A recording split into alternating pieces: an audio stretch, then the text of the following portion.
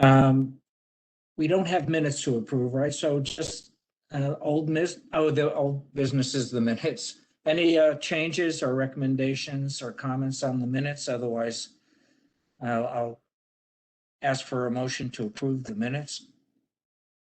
I move approval. Second. Okay, all those in favor? Aye. Aye. Any opposed? Okay, the minutes are approved.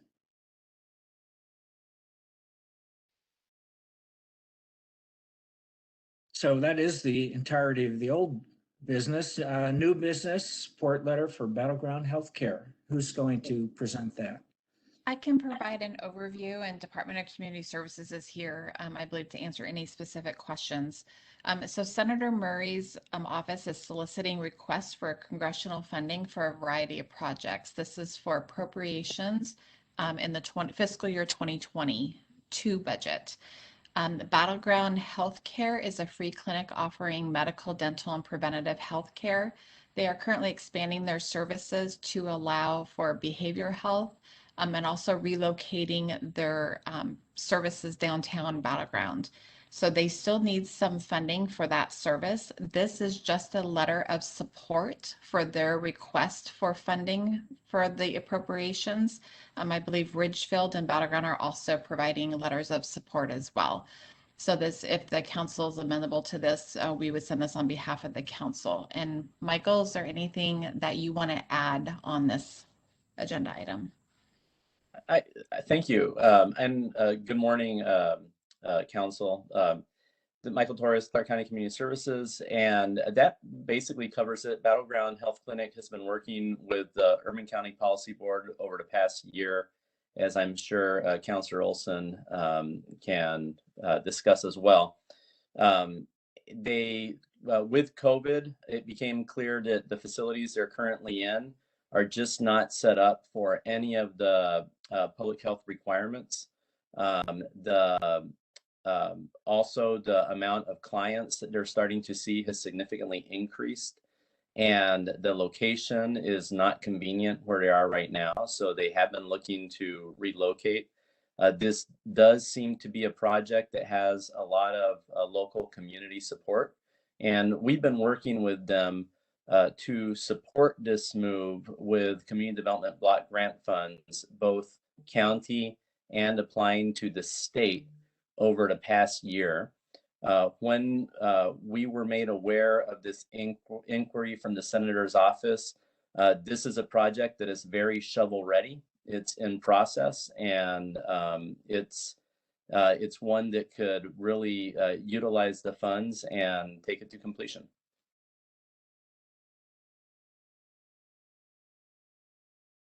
Any further council questions? I haven't received many emails about this, so I don't know that there's any objection out in the community. But do any councilors have questions of Michael or Kathleen? Councilor Medvedi, I just would like to add to what you said, Michael. I'm familiar with Battleground Healthcare from other sources in some depth, actually, and I just really applaud what they do and how they do it. The community is indeed behind them, values their services, and I think this request is extremely well deserved. Councillor, I'll just add on. I agree. I think this is a good project, good organization, and if we can be helpful with a letter of support to help hopefully continue to make a better case for bringing these federal funds into the community to help it, I think that's fantastic. My suggestion would be that we take this draft, which is fantastic, but change it to say that it's we. If we do have general council support, that we make it from the entire council. But yeah, I'm fully in support of this. So Julie, do you have any comments? I fully support it as well. So I think this will move forward, but.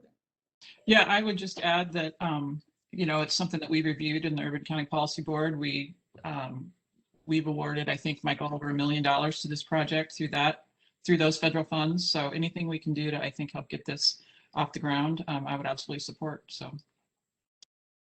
Okay, so Kathleen, I think we have unanimity of those that are present. I just would like to underline, if I may, and make explicit Councillor Lentz's comment. The letter starts with the word I, and that word should certainly become we. Thank you. We will get this addressed on behalf of the council and make those edits. Thank you. Thank you, Kathleen. Thank you, Council. Okay, so councilor reports. I'll give everyone else a chance first. I did want to make some comments about yesterday's proceeding, as well as a portion, and I know Councilor Lentz was on the RTC. I want to comment also about the request for support for earmarks. But any other councilor reports first?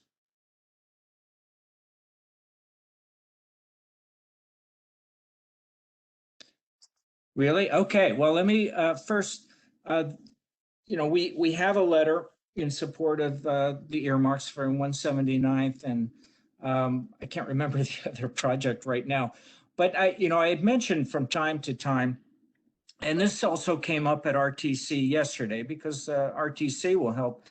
They received the same request from our senators and local House representative, and they're willing to lend their support to any transportation related projects we may need.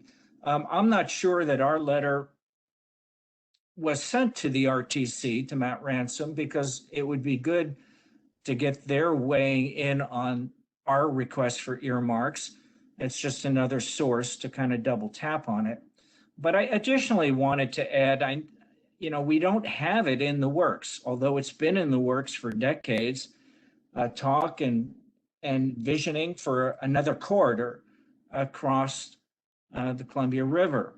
This is a national strategic route. I-5 is a national corridor, and it will be very costly to plan. It will be very costly to get rights of way, and Clark County can't do it on its own. It really is a national level, regional project that we have so many players. I would like to request an earmark to begin that formal planning process for another corridor as part of this national I-5 corridor, and propose that to the RTC. It's, again, the whole planning process is something we haven't been able to take on because of the costs and work involved. But also, we can't do it on our own. We can't do it in a vacuum without Metro, without the state of Oregon participating. Otherwise, we have a bridge to nowhere, a corridor to nowhere, if we don't have agreement by either pressed by the federal government as a national strategic corridor or bypass, however you want to phrase it. So anyway, I wanted to tee that up because I did want to do two things. One, send to RTC our request for the earmarks we're already doing a resolution on, but also ask for their assistance in teeing up another earmark to begin the formal process for an additional corridor or crossing over the Columbia River. Any interest in that by the council?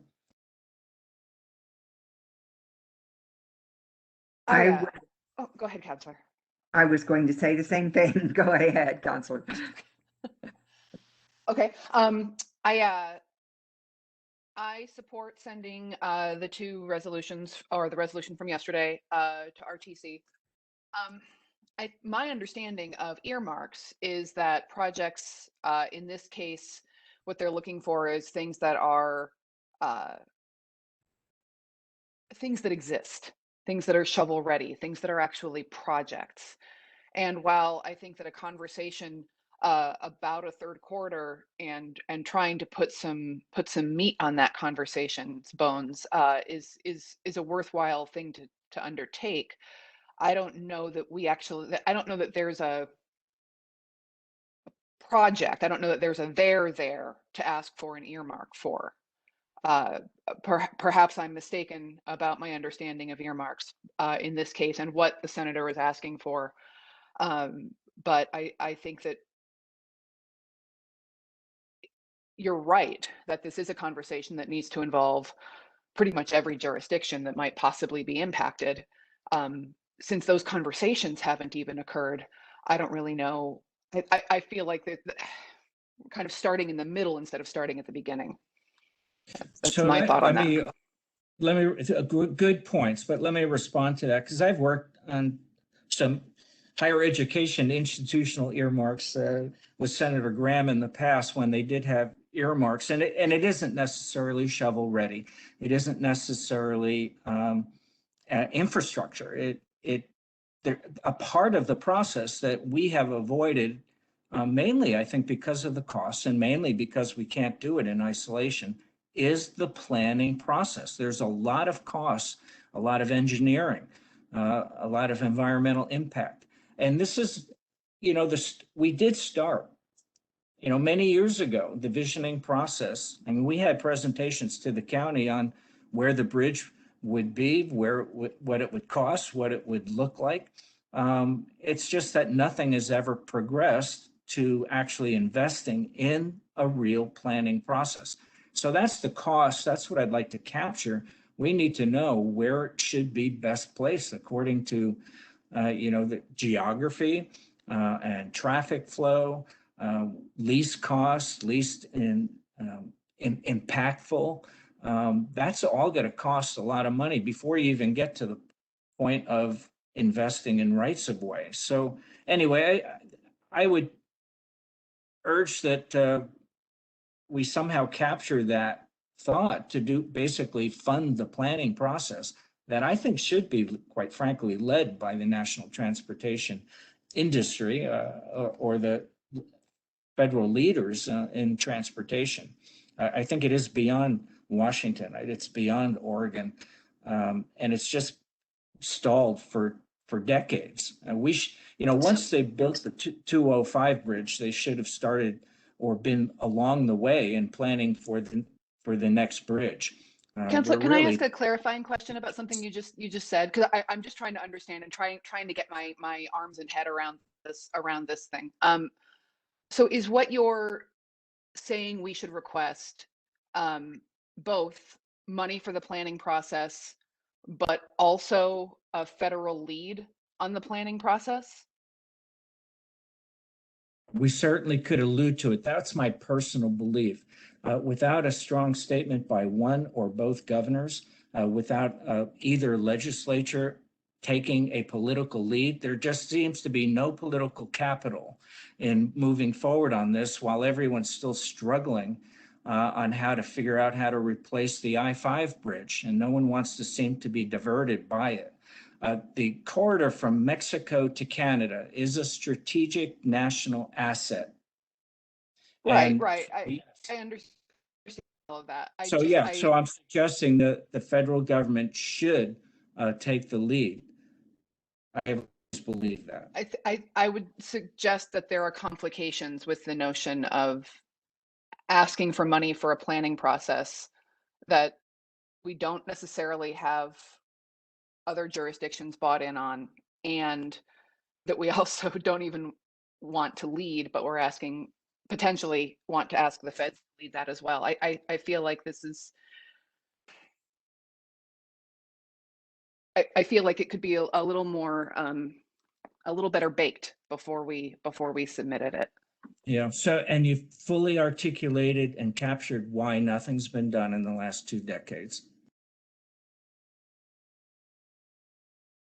Yeah. I just don't think that asking for something that doesn't exist is, I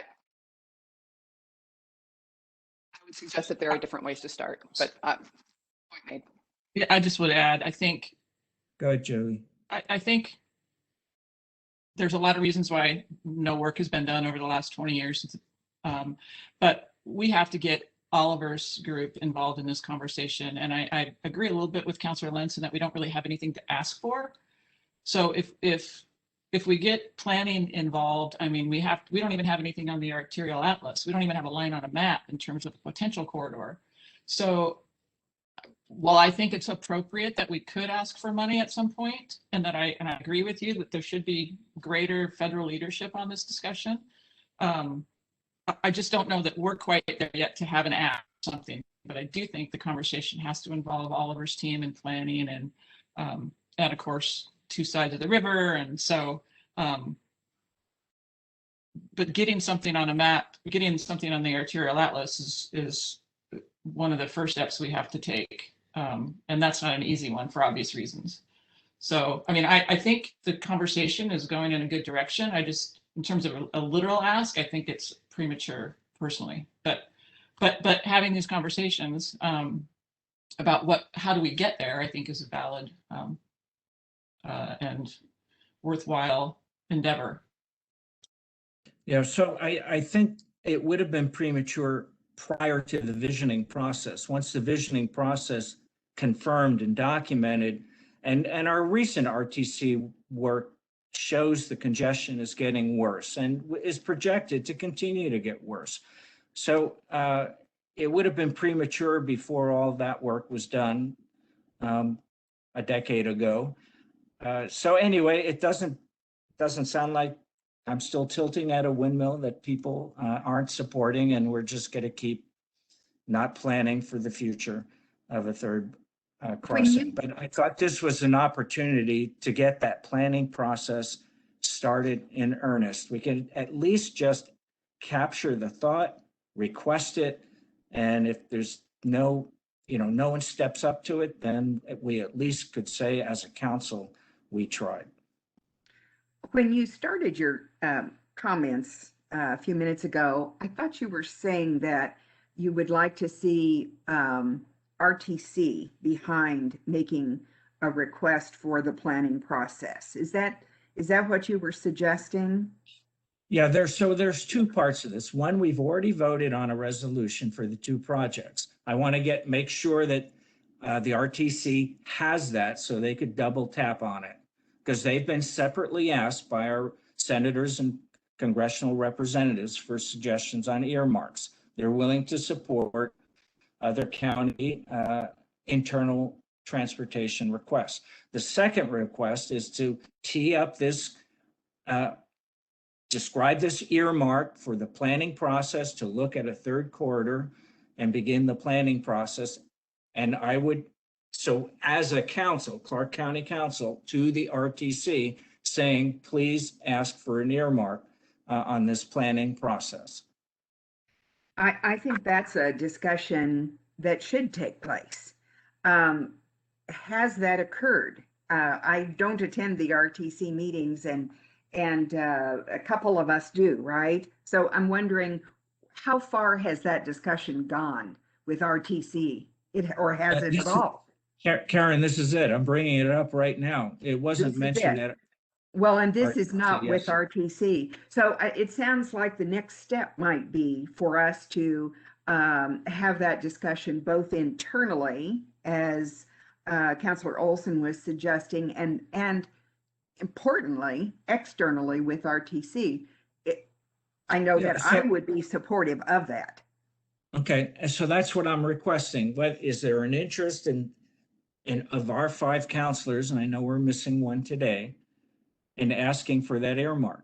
So this is the beginning of the discussion.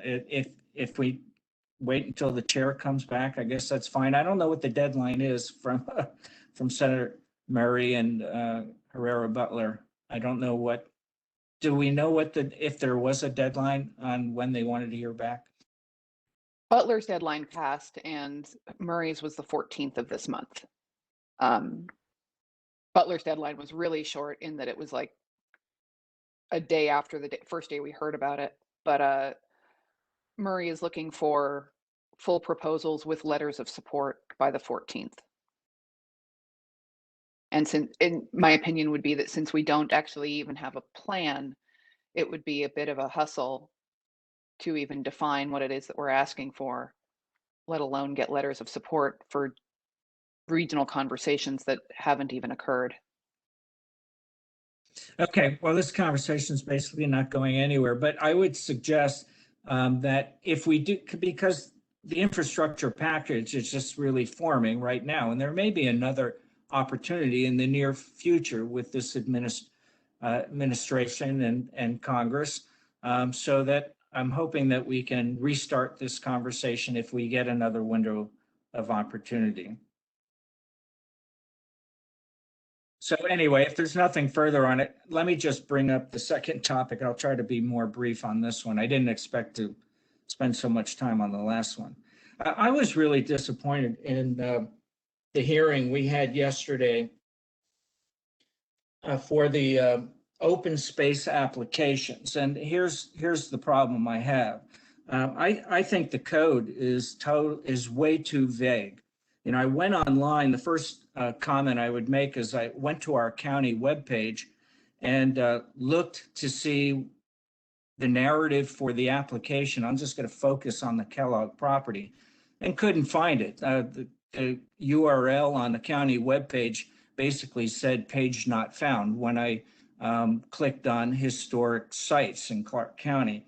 So that was the first challenge. I then sent an email to staff and Kathleen saying, send me the URL. I'd like to see the approval and the narrative for this project. Additionally, I just did a basic Google search to find out about the Kellogg House, you know, its national or local prominence and the history behind it. And I could find absolutely zero information. About the only thing that came up were newspaper articles saying that the commission had done yeoman's work during the pandemic in approving this project. So anyway, I did get the URL. I did look at the narrative, and I was pretty surprised. I mean, my initial response to a 1964 property was, really? And I don't get it. And I get it even less now because it's not a 1964 property. The property was actually rebuilt and doubled in size and remodeled in the 1990s. This is just a house. It's a private residence. It's not open to the public. It's not even visible to the public from the roadway because of the way the property is situated. The history behind it is basically, this is a great example of wealth moving to the east side of Vancouver from the west side. So I don't get it. You know, we didn't see any numbers on what property taxes were being paid, what are now being deferred, and what the public benefit is. I just think the whole process kind of reeks. So I don't know if it's because of the code being so vague, but it looks like just one household got a pretty good deal on their property taxes. So there may be a lot that I'm missing, but the other comment I'd make is the narrative for justifying this house being listed was amazing. I mean, it appeared as if a professional had prepared the narrative, going room to room to room in this remodeled 1990s house.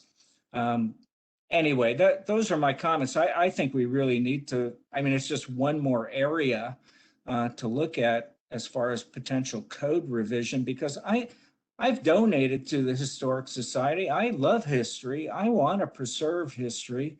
But I think this kind of went sideways, and we weren't given the detail that I think we should have been given. Any comments? I concur that I'd like for us to revisit this code and just take a good, strong look at it, see if it needs to be strengthened, changed, modified, whatever.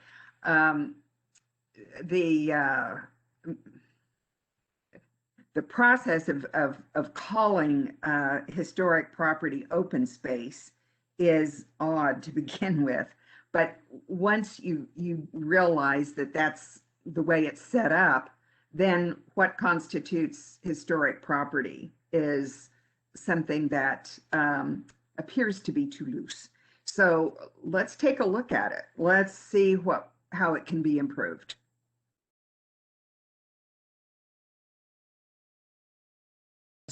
Okay, hearing nothing further on that, work session requests?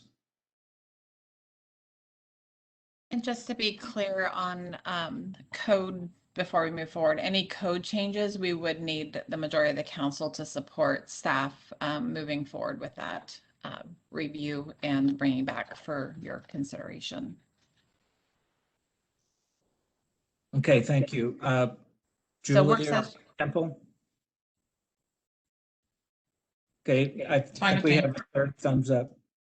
okay, so we have Counselor Olson's agreeing to look at that code as well. Okay.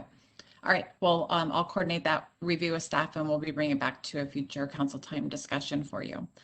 Thank you. So I can provide the initial overview here for the work session request, and I know there's public works staff on here as well that can add anything that they see important. So staff is requesting a work session to seek council direction on a proposed 2022-2027 transportation improvement program, as well as a 2022 annual construction program.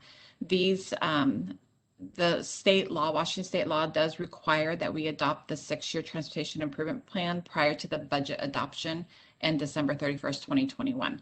So they are looking at bringing these plans to the council. This is an annual conversation that you have with the staff, and they're looking in either this month or next month so that they can move forward with finalizing and going through the rest of the process for the adoption of both of these plans and programs.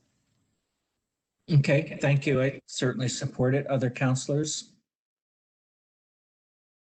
Okay, I think we have unanimity on that one, Kathleen. And so I'm not real sure on the status of Lindsay or her report. What? There's Do we- currently no policy reports today. So Okay, so it looks like we have one potential litigation, one current litigation, one pending litigation. We'll have our lawyers present, and the first one's for 10 minutes. Second one's estimated at 15, and the third one for 20. Councilor Mukherjee, or I just wanted to note that there is potential action following executive session today. Okay, and thank you for that. I was going to ask. I didn't see that comment. Okay, so we may have to come back if there is action. Okay, anything further? We'll go ahead and end this one and go into our executive session and potentially come back. yes, so for anybody in the community that's watching, this meeting will be paused. The recording will be paused. We'll keep it open. And then if there is action, the council will rejoin this particular meeting after executive session. Thank you. Thank you, Kathleen. Time is 11:26. Is there a motion following the executive session? Yes, Councilor Medveji, I move to approve the proposed settlement and release agreement relating to the tort claim filed by the estates of Franz and Marion Klitza on August 26, 2019, and authorize the county manager to sign the agreement on behalf of the county. Thank you. Is there a second? Second. Any further discussion? Okay, hearing none. All those in favor? Aye. Any opposed? Hearing none, the motion passes. Thank you. So I think that concludes. Is there anything for the good of the order that any council member wants to make? Otherwise, council time will conclude. Okay, well, have a great rest of the day. It looks beautiful. Take care, everyone.